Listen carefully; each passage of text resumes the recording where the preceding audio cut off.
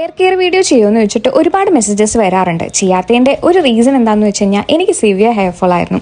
ഞാൻ ഡോക്ടറെ കാണിച്ച് മെഡിസിൻ ഒക്കെ എടുത്തതിന് ശേഷമാണ് അതൊന്ന് കൺട്രോൾഡ് ആയത്. മെഡിസിൻ എടുത്തുകൊണ്ട് മാത്രമായില്ല, നമ്മുടെ ഡെയിലി റൊട്ടീനിലെ കുഞ്ഞു കുഞ്ഞു കാര്യങ്ങൾ ശ്രദ്ധിച്ചാൽ തന്നെ കുറേയൊക്കെ നമുക്ക് ഹെയർ ഫോൾ കൺട്രോൾ ചെയ്യാം. അതിലൊന്നാണ് വലിയ പല്ലുള്ള ചീപ്പ് കൊണ്ട് മുടി ചെയ്യുവാന്നുള്ളത്. കുളി കഴിഞ്ഞ് തോർത്ത് വെച്ച് തല നല്ല ഹാഷായിട്ട് തോർത്തുന്ന ഒരു ശീലം എനിക്കുണ്ടായിരുന്നു. അതിന് പകരം ഇപ്പം ഞാനിങ്ങനെ സോഫ്റ്റ് ആയിട്ടുള്ള ഒരു ടവൽ വെച്ചിട്ടാണ് മുടി കെട്ടി ഡ്രൈ ചെയ്യുന്നത്. ഇത് പയാക്കൺ എന്ന് പറഞ്ഞ കമ്പനിയുടെ സോഫ്റ്റ് ടവലാണ്. നല്ല ഈസിയാണ് യൂസ് ചെയ്യാൻ വേണ്ടിയിട്ട്. നന്നായിട്ട് ഡ്രൈ ആവുകയും ചെയ്യുന്നുണ്ട്. അങ്ങനെ മുടി ചെയ്യാനൊക്കെ ആവുന്ന സമയം ആകുമ്പോഴേക്കും തന്നെ നല്ല ഡ്രൈ ആയിട്ട് കംഫർട്ടബിൾ ആയിട്ടിരിക്കും. പണ്ടൊക്കെ അമ്മയായിരുന്നു ഇങ്ങനെയുള്ള കുഞ്ഞു കുഞ്ഞു ടിപ്സ് കാര്യങ്ങളൊക്കെ എനിക്ക് പറഞ്ഞിരുന്നത്.